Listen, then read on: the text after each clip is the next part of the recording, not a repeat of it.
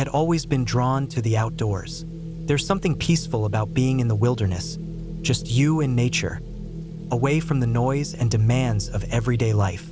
I decided to take a few days off work to go camping in a remote area I had heard about, tucked deep in the woods. No one else seemed to be around, and that was exactly how I liked it. I'd set up camp in the early afternoon, finding a spot near a small, winding stream, surrounded by tall trees that whispered with the wind. I unpacked my gear, set up the tent, and built a fire pit with the dry wood I gathered. The forest was eerily quiet, aside from the rustling of leaves. There were no birds chirping, no distant animal sounds, and no wind to stir the branches. It felt like something was off, but I brushed it off as the typical stillness you sometimes get in the woods, especially in remote areas. As the sun began to dip behind the trees, I lit the fire and sat back, savoring the warm glow of the flames. The smell of the burning wood filled the air, and I thought about the long hike I'd taken earlier, up and down the rocky hills. My body was tired, but it was a good kind of tired. I pulled out a granola bar and nibbled on it, just watching the flames dance. Night came swiftly, as it often does in the woods. The sky darkened to a deep purple, and then black, with only the stars to illuminate the night. I couldn't see the moon. Thick clouds had rolled in, blocking its light. The fire crackled and popped as I added another log, trying to keep it alive. That's when I first noticed it. A sound, a faint rustling, not of wind, but of something moving in the brush. My head snapped in the direction of the noise, but all I saw was darkness. The hairs on the back of my neck stood up, and my instincts screamed that I wasn't alone. I wasn't scared at first, just alert, like when you sense someone's gaze on you. But the feeling of being watched didn't go away. I told myself it was probably just an animal, maybe a deer or a small animal like a raccoon. I didn't want to let my mind spiral into paranoia. The woods can play tricks on you, and sounds can be deceiving. I took a deep breath, trying to calm myself and focus back on the fire. But then the rustling came again, this time closer. It was distinct, heavy, and deliberate. The sound of something large moving in the underbrush. My heart rate increased. I reached for the flashlight next to me, my fingers brushing the smooth handle. I shone it in the direction of the noise, but the beam barely cut through the thick darkness. Nothing. I turned the beam in a slow circle, half expecting to see a pair of glowing eyes staring back at me. Nothing. But I knew something wasn't right. The rustling stopped, and for a moment, everything went still again. No more movement, no more sounds. Just the crackling of the fire and the distant chirp of a single cricket. I tried to shake it off, but the unease settled deeper into my gut. I had made the mistake of reading some ghost stories before heading out here. Stupid, I know. I thought it would be fun. The kind of stories about campers disappearing in the woods or strange creatures lurking in the trees. But that was all they were, stories. Just fiction. Still, as I sat there in the flickering firelight, I couldn't help but feel the weight of the night pressing in around me. I threw a few more logs onto the fire to keep it from dying down. But as soon as I did, the wind picked up. The fire danced wildly, the flames flickering and crackling like they were trying to escape the pit. I heard the rustling again, this time closer, unmistakably moving around the perimeter of my camp. It wasn't an animal. The feeling of being watched was overwhelming now. My throat tightened, and my muscles tensed as I strained my ears, listening. But there was nothing, just silence. I felt like I was holding my breath, waiting for something to happen, but the longer the silence stretched, the more I began to think that maybe I was just overthinking it. But then, out of the corner of my eye, I saw something shift in the shadows. It was quick, just a brief movement, like something moving behind a tree, but it was enough to make my heart leap into my throat. I quickly grabbed the flashlight again, aiming it in that direction. Nothing. I stood up, my feet unsteady as I moved toward the shadows where I thought I'd seen the movement. My flashlight bounced over the ground, illuminating nothing but the trees and underbrush. Then I saw it, a shape, a figure just standing behind a tree at the edge of the clearing. It was tall and slender, and its face, or at least what I could make out of it, was obscured by the thick shadows. It didn't move, didn't make a sound. It was just there.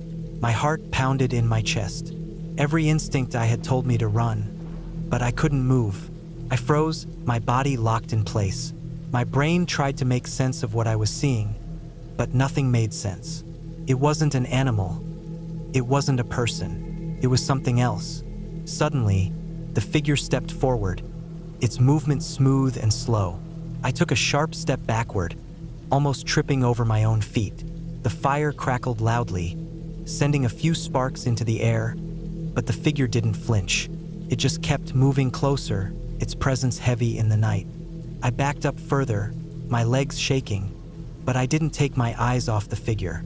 As I did, my foot hit something, a rock or maybe a branch, and I stumbled, falling to the ground with a thud. The figure didn't seem to care. It didn't speed up, didn't lunge at me. It just kept moving in a slow, deliberate way, as if it was watching me struggle. That's when I realized it wasn't coming for me. It was simply walking, moving around my camp, just outside the reach of my flashlight. It wasn't trying to attack me or get closer. It was just there, a silent, strange presence in the dark. I didn't dare get up. I stayed on the ground, breathing quietly, afraid that the slightest movement would draw its attention. The silence stretched on, thick and heavy, as I lay there, watching the figure. Time seemed to slow, and my mind raced, trying to process what was happening. What was this thing? Why was it just walking around? It wasn't until the figure reached the far side of the camp and disappeared into the trees that I finally allowed myself to move. Slowly, cautiously, I stood up, keeping my back to the fire. I kept the flashlight trained on the spot where it had vanished, half expecting it to reappear at any moment. But there was nothing, just the wind, the rain, and the darkness. I didn't know how long I stood there, paralyzed by fear, but when I finally turned around and looked back at my tent, something hit me. The fire. It was dying down, the flames now barely flickering. The heat was gone. The warmth was fading away, just like the light. I didn't want to be alone in the dark anymore. I didn't care what I'd seen or what it was. I wasn't going to stay out here. I grabbed my bag, shoved my flashlight into my pocket, and without a second thought, I started running. The trees seemed to close in on me, their branches reaching out like arms, but I didn't stop. I didn't look back. I don't know how long I ran, but when I finally reached my car, I didn't waste a moment. I threw my gear into the back, slammed the door shut, and turned the key. The engine roared to life, and I didn't stop driving until I hit the nearest town. I still don't know what I saw that night. There's no explanation. The woods were quiet again by the time I left, like nothing had happened at all. But I'll never forget the feeling of being watched, of that figure just standing there in the dark, silent and still. I couldn't explain it, and I don't think I ever will. But one thing is for sure, I'll never camp alone in the woods again. I've never been able to forget the story my Cub Scout leader told us that night around the fire. It wasn't just any campfire tale, though. It was one of those stories that sinks into your bones and refuses to let go. The kind that you think about long after the flames have died out and everyone's asleep. It wasn't just about fear, it was about survival, about what desperation can do to a person when they're pushed to the edge. I was probably only 7 or 8 at the time, just old enough to get scared, but not quite old enough to process the real weight of what the story meant. We were sitting around a campfire, the dark woods surrounding us, the smell of pine in the air, and the crackling fire filling the space between the awkward silences. The leader, a man in his mid-40s with a gruff voice and an intense gaze, started speaking. His eyes flickered as he recounted the tale, his words pulling us in, inch by inch, like a slow, creeping tide. I'll never forget how he began. It was the late 1800s, he said, the firelight dancing in his eyes. A man and his wife, just 2 regular folks, decided to head out west. They weren't rich or anything, just dreamers. They wanted to strike it rich, maybe find some gold, or at the very least, settle down on some land. They were part of that mass migration, the people chasing manifest destiny. His voice dropped lower, and I leaned forward, my eyes wide. They made it pretty far. After months on the trail, they came across a patch of land that seemed perfect. Rolling hills, a stream running through it just right for farming. They weren't rich, but they had enough supplies to build a shack and settle in. Winter was coming, and they knew they'd have to make do. He paused, throwing a few more twigs on the fire. We all shifted a little closer, the warmth from the flames not quite enough to chase away the chill the story was beginning to send through me. They built their little shack as best they could, he continued. The weather turned fast, the first snow came early, and before long, the cold was unbearable. But they weren't worried. They were used to hard work and the land, so they kept their spirits up. After all, they had hunting and trapping to rely on, or at least that's what they thought. But soon enough, the animals disappeared. My chest tightened, and I could already sense where this was going, though I wasn't prepared for just how dark the story would get. Days turned into weeks, and the couple hadn't seen so much as a squirrel. The food they'd brought with them dwindled quickly, and soon enough, they were starving. The man and his wife huddled in that shack for warmth, their bodies growing weaker and weaker from the cold and hunger. There was no game to be found, no sign of life, just snow and the biting wind. I could feel the tension building, the kind of weight that presses on your chest when you're stuck in a situation with no way out. I had no idea how real this story felt until he continued. The man's wife, he said quietly. She started to lose her mind. The hunger made her delirious, and one night, she started talking about seeing food that wasn't there. She started nibbling on her own fingers. First, it was just small bites.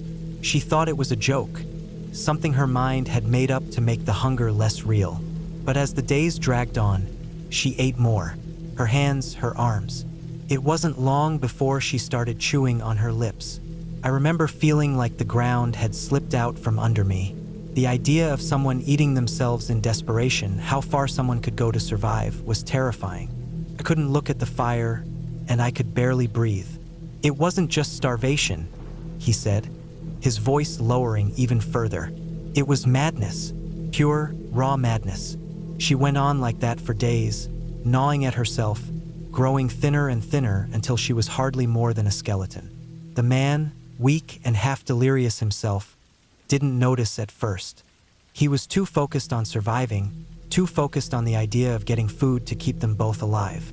The leader stopped again, letting that sink in. The crackling of the fire was the only sound now, each pop of the embers making my heart race faster. The shadows of the trees around us seemed to grow taller, darker, like they were listening in on the story. I can't tell you how long it went on like that, but eventually the man knew he had to do something. He couldn't just sit there and wait for death anymore. So he grabbed his musket and headed out. He was weak, but he forced himself to keep moving. He stayed out for days, hunting, hoping he could find something, anything, to bring back to his wife. He was close to freezing to death himself by the time he spotted it. The leader's voice was almost a whisper now. A rabbit, fat, healthy, plump, the kind of food that would keep them alive for days. It was a perfect shot. He raised his musket, fired, and the rabbit fell. My heart was pounding now. My mind was racing, imagining the man running home, clutching that prize. But what he would find when he got there, that was the real horror. He made it back to the shack as fast as he could. He was tired, nearly frozen, but with the rabbit in his hand, he thought it would be okay. He was going to save his wife, he thought. When he got to the door of the shack, something felt wrong. The silence, the lack of movement, it didn't feel right. The leader paused. I swear I could hear every crackle of the fire in that moment, my skin prickling as I braced myself for the rest of the story. He opened the door slowly, the leader said softly, and what he saw made him freeze. There, in the corner, was his wife. She wasn't the woman he'd left behind. Not anymore. She was something else, something twisted and wrong. The hunger had taken her. She had chewed off her fingers, her hands, and her arms. Her lips were gone. Her face was a skeletal mask, teeth exposed in a grotesque grin. I felt the blood drain from my face as I listened. The image of that woman, the sheer madness in her eyes, haunted me in a way that nothing else ever had. The firelight flickered, casting long shadows on the trees around us. And I could have sworn I heard something moving in the dark, something following us, but I didn't dare look away. The man! The leader's voice cracked slightly. He saw her there, writhing on the floor. She wasn't dead, but she wasn't alive either. She was a thing driven by the madness of hunger, crawling toward him with those exposed teeth, her eyes wide with nothing but hunger. She lunged at him, desperate for any kind of sustenance. But the man, in his exhaustion, in his terror, had nothing left to give. I could feel my heart racing now, the image of the woman crawling toward the man etched into my mind. The silence stretched on, thick and suffocating. The man, terrified and frozen in place, didn't have the strength to fight her off. Not even when she grabbed at him, trying to pull him close, her skeletal hands like claws. All he could do was stand there, watching as the last piece of humanity in her was consumed by madness. The leader's voice lowered even further, barely a whisper. The last thing he saw before he collapsed in the doorway, his own death inevitable, was her mouth, gaping wide, coming toward him. I don't remember what happened next. I think the scout who had been sitting next to me must have screamed, because suddenly the story ended, and we were all looking at each other, trying to shake the horror from our minds. The fire crackled again, but it didn't seem as warm anymore. All I could think of was that image, the twisted face, the gnawing hunger, the way desperation had driven a person so far into madness that there was no returning. I'm an adult now, and I've been camping plenty of times since. But I've never been able to shake that story. The idea of what hunger, desperation, and isolation can do to a person is still one of the most unsettling thoughts I've ever had. Even now, when I find myself sitting around a campfire, I can't help but wonder, how far would I go to survive? It was the summer I turned 17, and I remember it like it was yesterday, like a dream I wish I could forget, but it's still there, just as clear in my mind as it was that night. I had always loved camping, the outdoors, and the peaceful isolation that came with it. The smell of fresh pine, the crackling of a campfire, the cool, crisp air in the early morning. It was my escape from everything, the chaos of school, family drama, and all the other noise in my life. But this time, something changed. Something I couldn't explain. Something that would stick with me for years. It started out like any other camping trip. My best friend and I had decided to head up to a secluded campsite by a small lake a few hours outside of town. We knew it wasn't a well-known spot, so we figured it would be the perfect place to get away from everything. We packed our gear, a tent, sleeping bags, and food for a few days. The plan was simple: set up camp, explore the area, and relax. We arrived late in the afternoon, the sun starting to dip behind the mountains. The campsite was tucked into a small, forested area with a small, rocky path leading down to the lake. It felt peaceful, serene, almost like the world had forgotten it existed. The kind of place where you could breathe easy, let go of the stress, and just enjoy nature. We set up the tent quickly, started a fire, and cooked dinner. The whole time, I was just soaking it all in. The beauty of the wilderness, the sounds of the forest, the quiet murmur of the lake. As night fell, the temperature dropped, and we bundled up in layers, sitting around the fire. We didn't talk much, just enjoyed the silence and the warmth from the fire. The smell of pine and smoke filled the air, and everything felt perfect. But as the fire burned down to embers, the quiet was broken by something I hadn't expected. A sound, a dripping sound, started soft, almost faint, barely noticeable at first. But as the night deepened, it became more distinct. Drip, drip, drip. At first, I thought it was the sound of water from the lake, maybe dripping off a tree or the rocks. It wasn't until I realized that the sound was coming from somewhere much closer. The drip was steady, almost rhythmic, like someone had left a faucet on. But there was no faucet nearby. There were no pipes, no running water, just the campfire and the stillness of the forest. I ignored it for a while, chalking it up to something natural, the trickling of water through the woods, the sound of a leaky tree branch. But as the night wore on, I couldn't shake the feeling that it was off. The sound kept going. Drip, drip, Drip. It wasn't the kind of drip you hear from a faucet at home. It wasn't a sound of water falling onto the ground. It was more like something being dripped or something dripping onto something soft. Each drop echoed in my mind, sharp, rhythmic, almost like it was tapping into some primal part of me, waking up something I didn't want to feel. It was wrong. Finally, I couldn't take it anymore. I got up from where I was sitting and walked towards the noise, my steps slow and deliberate, the sound of the forest filling the air around me. The drip was getting louder, clearer, as if it were following me. Drip, drip, drip. I reached the edge of the tent and stopped. The sound was coming from inside. At first, I thought it was just the condensation from the tent's material or maybe a drop of water from the fire, but no, it wasn't. It wasn't natural. I peered inside, heart racing. There was nothing. No water, no sign of anything out of place. I stood there for a moment, trying to make sense of it, but all I could hear was that maddening drip. I stepped back, trying to push away the unease in my stomach. It was just the night playing tricks on me. I had to be tired. The firelight was playing weird shadows, casting things that weren't there. It was probably just my imagination. I tried to shake it off, returning to the fire, but that's when the sound stopped. Cold silence fell over the camp. The forest seemed to hold its breath. For a moment, I thought I was hearing things. Maybe it was the wind or an animal moving through the brush.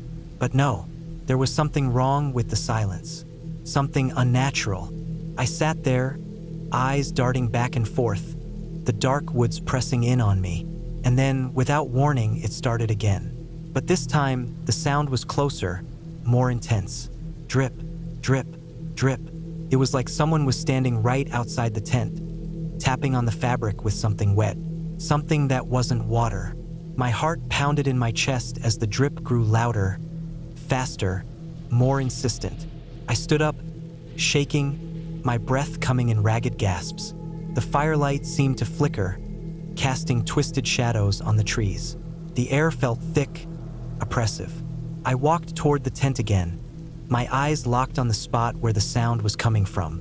But when I looked inside, nothing. The silence returned. For a moment, I thought I might be losing my mind. Couldn't be real. Couldn't. But as I turned back to the campfire, something caught my eye. A shadow moving just beyond the reach of the firelight. I froze. I don't know how long I stood there, trying to make sense of it. But then, something changed. The sound was louder now, not coming from the tent but from within it, dripping onto the floor, pooling on the ground. I rushed to the tent, torn between fear and curiosity. But when I opened the flap, there was something on the floor, something dark, something wet. It wasn't water.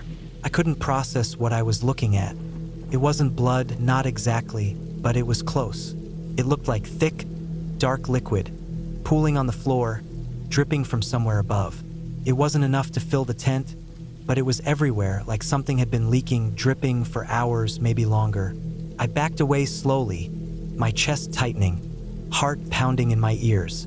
Couldn't breathe. The air felt heavy. I looked up, and that's when I saw it. There, hanging from the inside of the tent, was a section of the roof.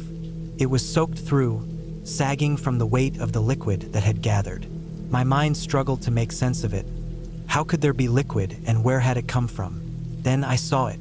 On the ground, just beneath the dripping spot, was something that wasn't there before. Something wet, something fleshy. It was just a small piece at first, but as I stared, it started to grow, expanding, slowly spreading. Couldn't move, couldn't breathe. The dripping sound started again, louder now, faster. Drip, drip, drip. It wasn't water, I realized. It wasn't blood. It was worse than that. I turned and bolted out of the tent, my legs carrying me as fast as they could, my mind racing. I didn't know what was real anymore. I didn't know what I was running from, but I couldn't stay there. Couldn't. I don't know how long I ran through the woods, stumbling, tripping, disoriented. But by the time I made it to the car, I didn't look back. I didn't stop. I just drove straight through the night, not stopping until I was home. I never told anyone what happened. I never could. I never camped again after that night, And even now, years later, I can still hear it. The sound of dripping, the echo of something that shouldn't have been there.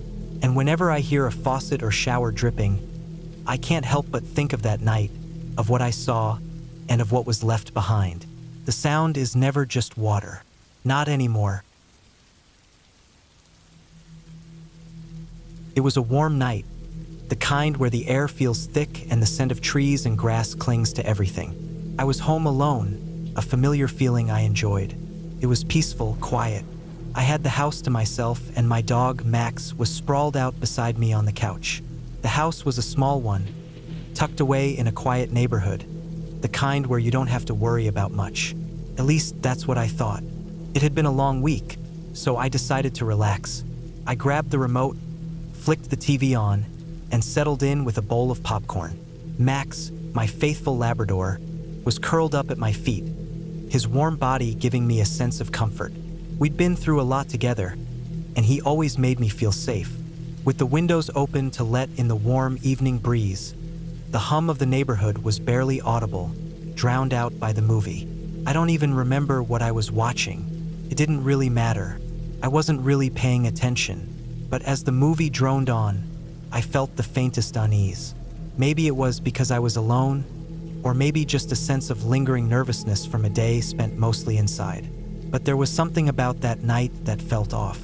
Maybe it was the oppressive heat that made the air feel thick, or maybe it was just my imagination. At some point, I heard the familiar chime of the news broadcast. The TV anchor's voice cut through the silence, drawing my attention. The words that came next froze me in place. There has been an escaped convict reported in the area. Authorities are asking residents to remain indoors and lock their doors. The man is considered armed and dangerous. My breath caught in my throat. I immediately thought of the old house, how quiet and isolated it was. I looked over at Max. His big, brown eyes were watching me, as if he sensed my anxiety. I reached down to give him a reassuring pet. He licked my hand gently, and I felt comforted for a moment. I turned off the TV, feeling uneasy, and stood up. I glanced around the living room, almost as if I expected to see something lurking in the shadows. I walked to the nearest window and shut it, making sure to lock it tightly. Then I moved to the next one, and the next, methodically securing each one. I double-checked the doors, bolting them shut as I moved through the house. Max followed me around, his tail wagging as if he, too, was trying to make sure everything was okay. When I was satisfied that the house was secure, I turned off the lights and headed up to my bedroom. The sound of Max's nails clicking against the hardwood floors was the only noise that followed me.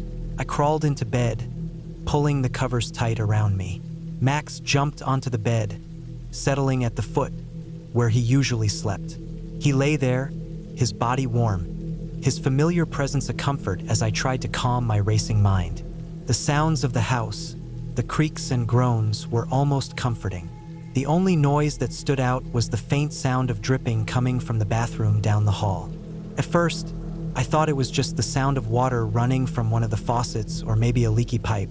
I tried to ignore it, but as time passed, the noise became more pronounced. Drip, drip, drip. The steady, rhythmic dripping echoed through the house.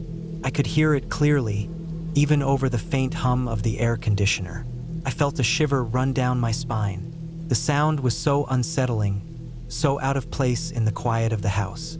I lay there, my eyes wide open, staring at the ceiling. I listened. The dripping continued. I looked over at Max, who was lying at the foot of the bed, his eyes half closed. He had always been protective, ever since I was a little girl. I figured he would be barking by now if something was wrong. Still, the noise persisted, and I couldn't shake the feeling that something wasn't right. I tossed and turned for what felt like an eternity, the sound of the dripping haunting me. Finally, I couldn't take it anymore. I reached out from under the covers and stretched my hand down to where Max usually slept. I expected to feel his soft, familiar warmth. Instead, all I felt was empty space. My heart skipped a beat. Max wasn't on the bed. But how could he not be? He always slept here at the foot of the bed, right where I expected him to be. I turned my head quickly, my eyes searching the dark room. The door to the hallway was slightly ajar, and the soft, eerie sound of the dripping continued. I pushed back the covers and got out of bed. My bare feet hit the cold floor as I stood up. The sound of Max's nails on the hardwood had stopped, and the house felt unnervingly quiet. I walked toward the door, and the dripping grew louder, more distinct. It wasn't just water dripping. It felt like it was coming from somewhere else. I stepped into the hallway, the cool air of the house making me shiver as I walked toward the bathroom door.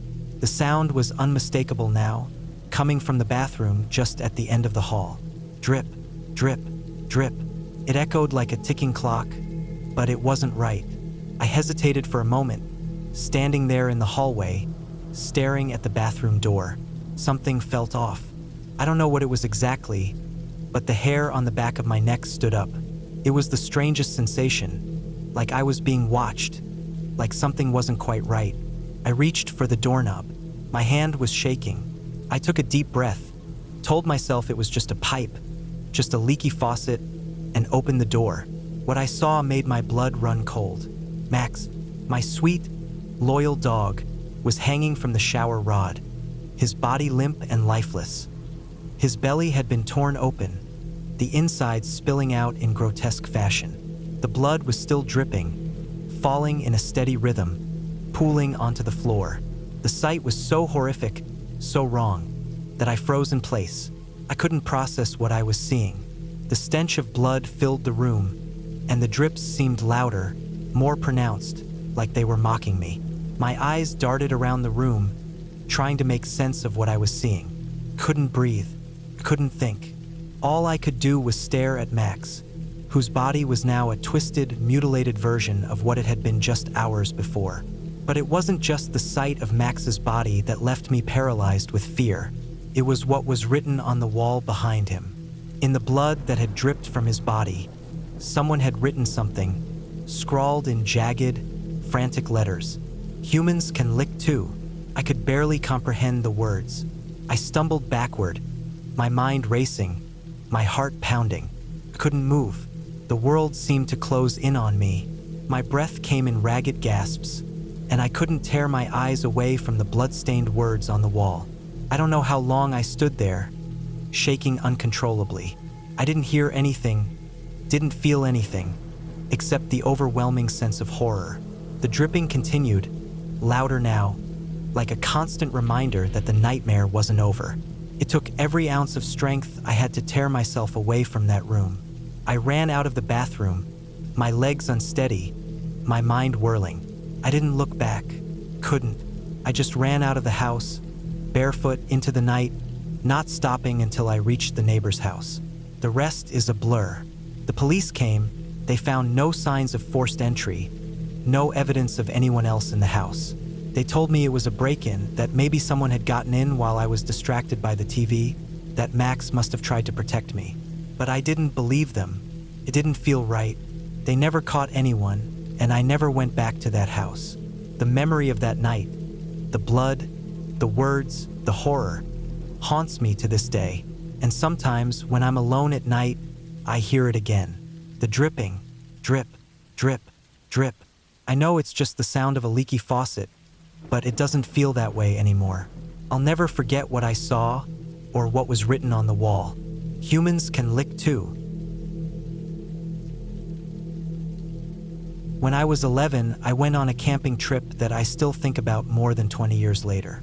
I didn't know it at the time, but that weekend would mark the last time I ever wanted to sleep outside in a tent.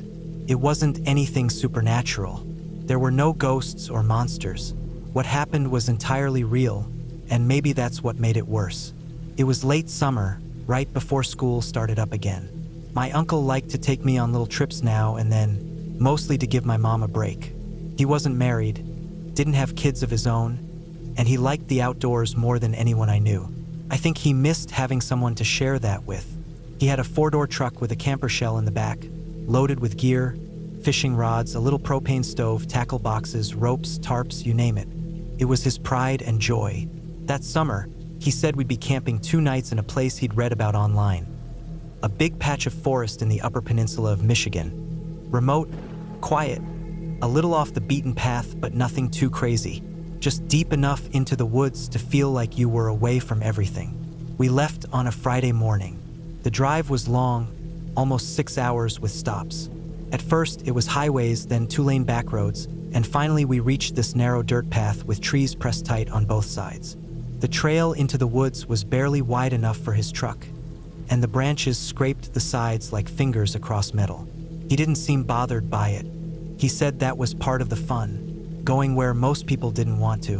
When we arrived at the spot, it wasn't like a campsite you'd imagine with fire rings and picnic tables.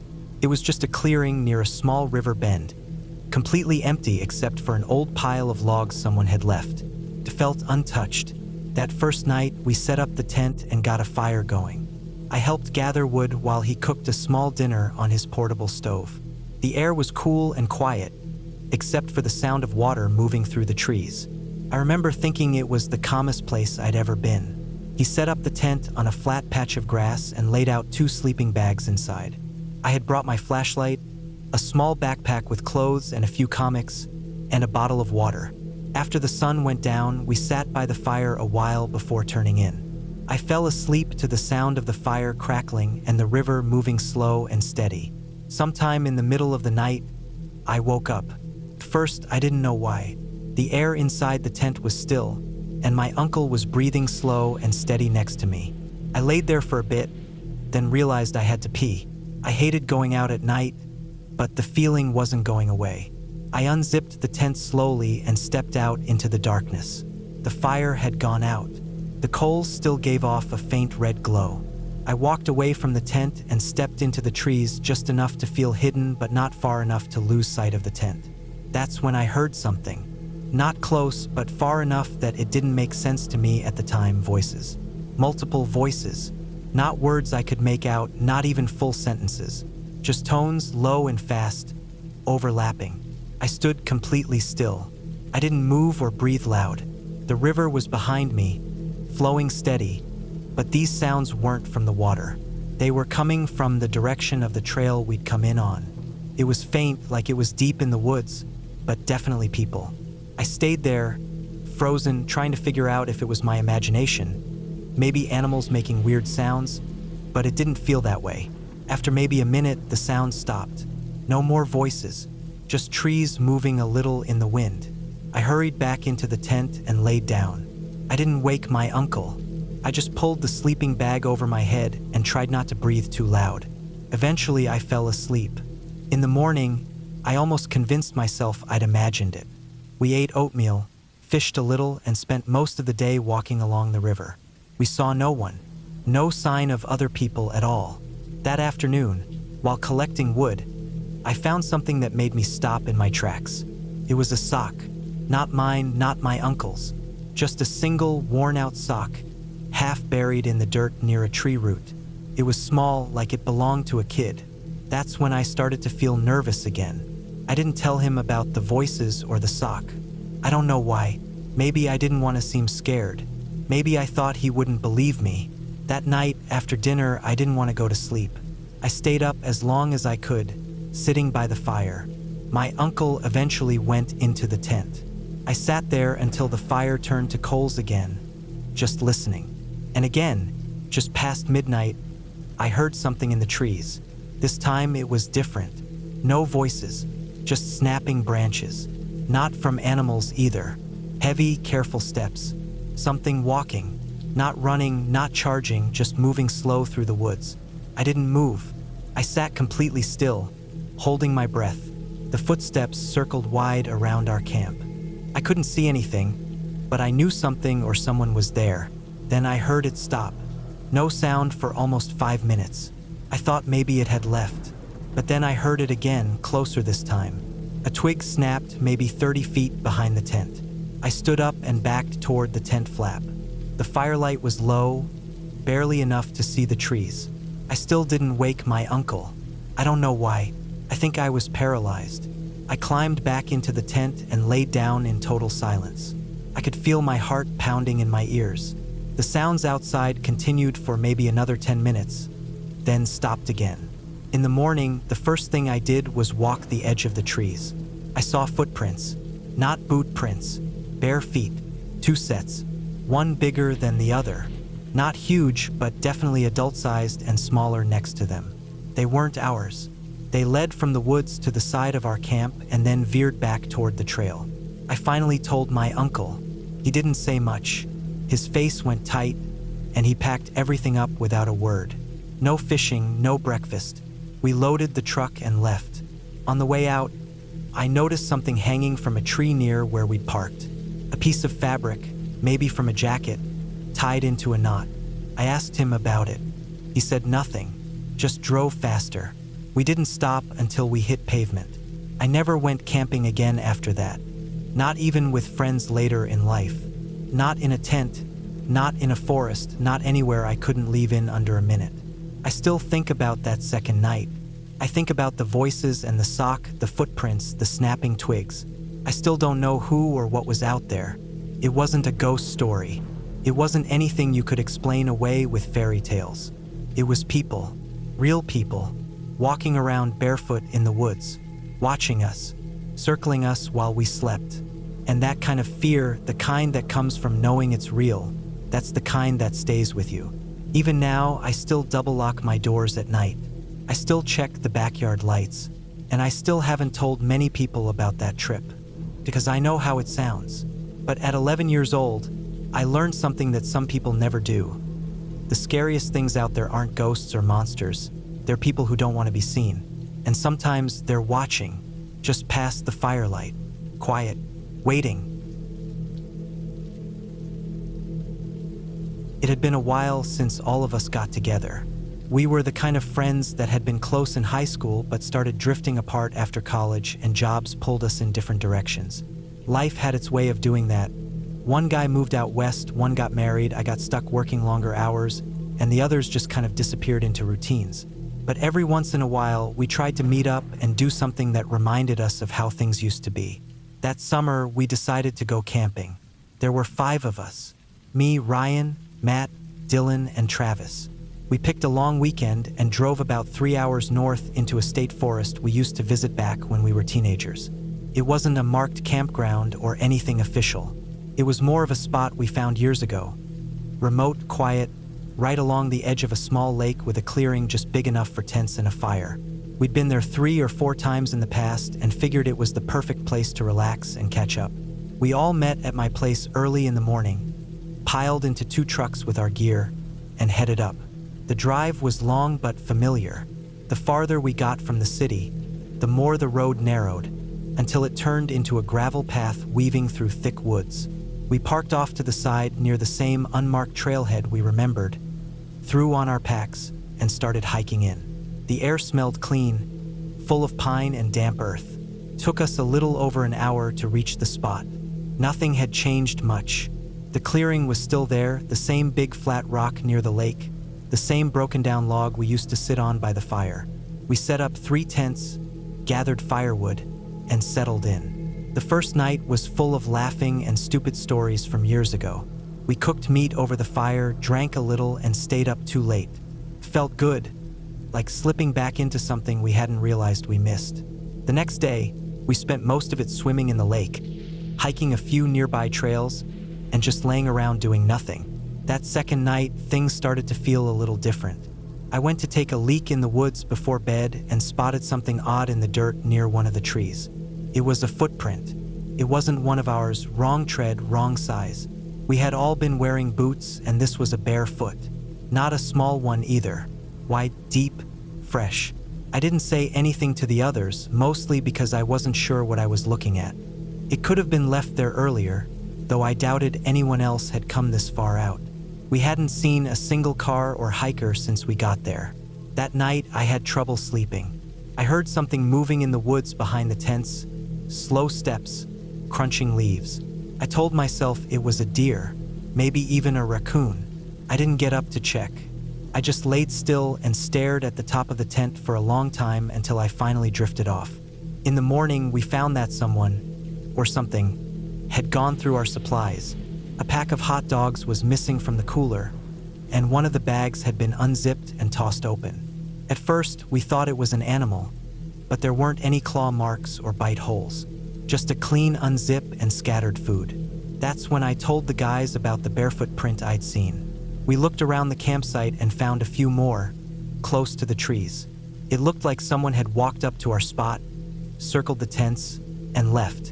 No one wanted to admit how weird it was.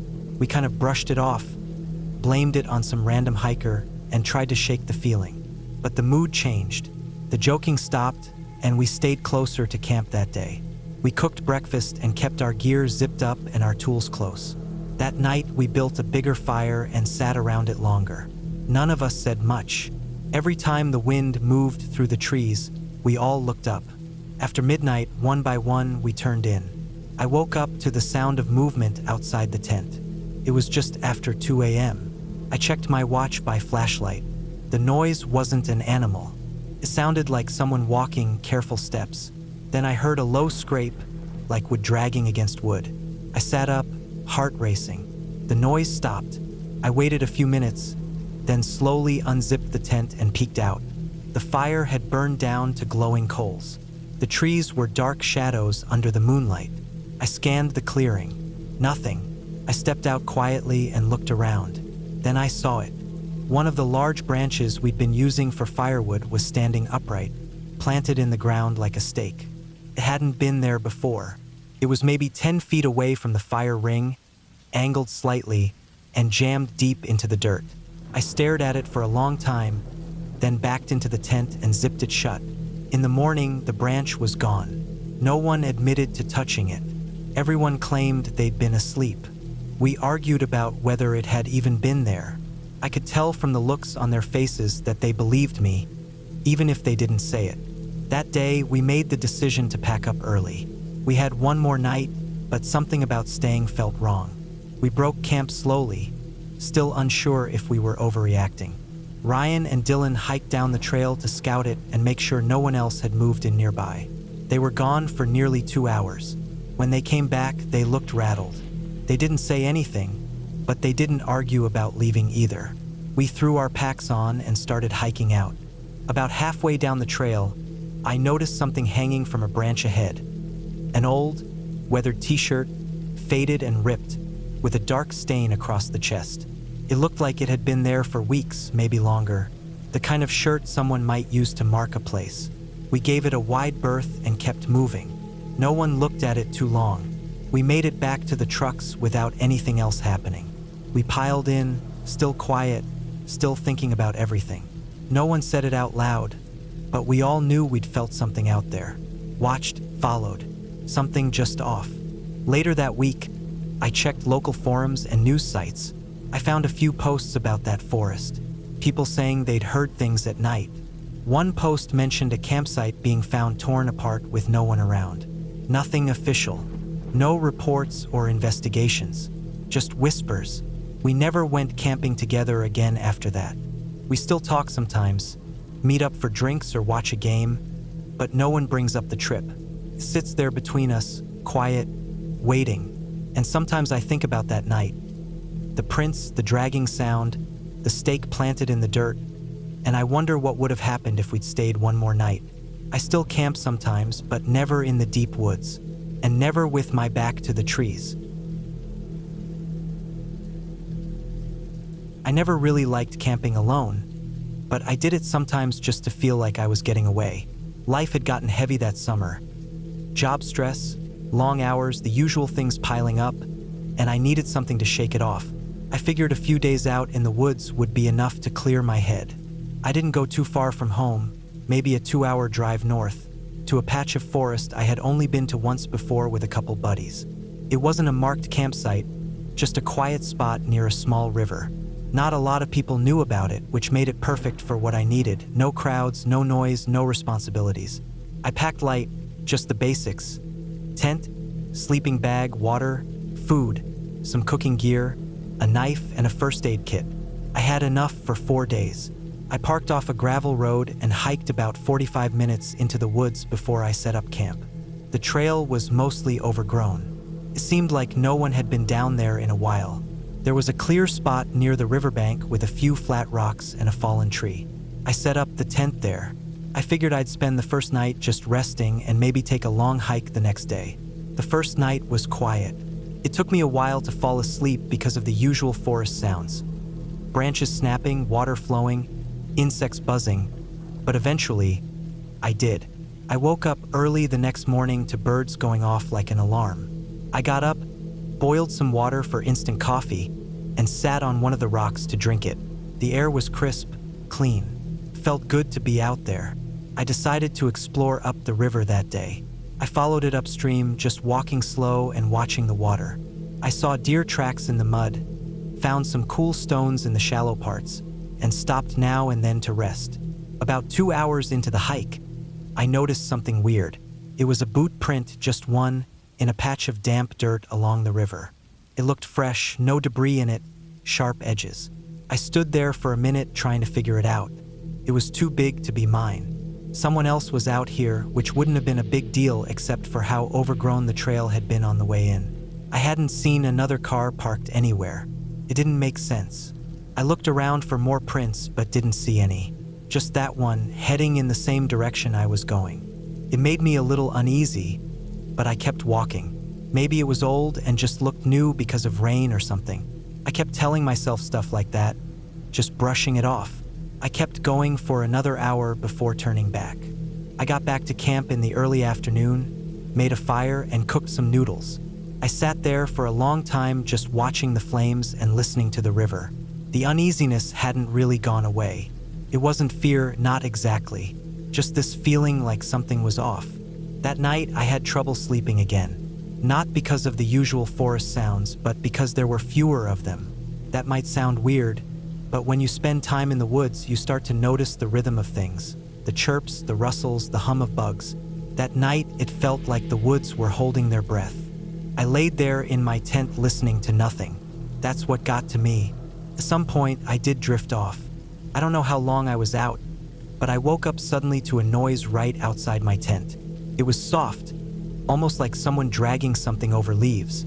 I stayed completely still, my heart pounding. It wasn't an animal sound. It was slower, smoother. I listened as hard as I could. The sound circled my tent once. Then it stopped. I didn't move. I didn't even breathe. A few minutes later, I heard it again, but farther away, down by the river. I stayed like that, frozen in place, until the sun started to rise. When I finally unzipped the tent and stepped outside, everything looked normal. But there were marks in the dirt. Not footprints, more like dragged lines, maybe from a stick or something being pulled. They circled my tent. I walked the whole area, looking for more signs, but I didn't find anything else. I checked my pack, my gear, everything was still there. I thought about packing up and leaving right then, but something about leaving without knowing what was going on felt worse. I spent the day close to camp. I didn't hike. I didn't fish. I just stayed there, checking my surroundings again and again. The woods were still quiet, too quiet. I kept looking at the trees, the bushes, scanning for movement. Felt like something was watching. That night, I didn't even try to sleep. I sat inside my tent with my knife and my flashlight, just waiting. I turned the flashlight off to save batteries, but I kept it in my hand. It was pitch black. I could hear the river soft in the background, but that was it. A few hours passed with nothing. Then I heard the sound again, dragging, slow and steady. I froze. Came from the left side of the tent. Then it stopped. Then I heard breathing. Close. So close I could almost feel it through the fabric. I wanted to jump out, to shine the light and end it, but I couldn't make myself move. The breathing lasted maybe 30 seconds. Then, nothing. Silence again. I sat there until morning, knife in one hand, flashlight in the other. When the sun came up, I got out and looked around. No prints this time, just more of those weird drag marks in the dirt. This time, they led off into the woods, away from the river. I followed them for maybe 30 feet before they disappeared into undergrowth. I didn't follow them any farther.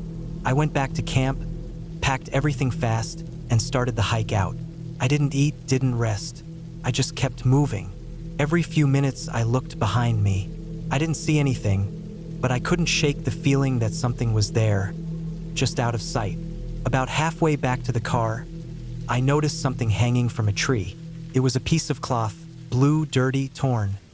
tied to a low branch. It looked like denim, like the leg of a pair of jeans. It was stained, crusted over with something dark. I didn't stop. I didn't even look at it for more than a second. I kept walking. When I got back to the car, it was untouched. I got in and started the engine as fast as I could. I didn't breathe right until I was back on the main road, with traffic and gas stations and buildings. I didn't tell anyone about what happened for a while. When I finally did, people said the usual stuff. Maybe it was a bear, maybe I imagined it, maybe it was just nerves. But I know what I felt. I know what I heard. Something was out there. Something followed me. Something came right up to my tent. A few weeks later, I read an article online about a missing hiker in the same forest. No body found, no clear signs of struggle, just vanished. The only thing search teams found was a torn piece of blue jeans tied to a tree limb. I haven't gone camping since.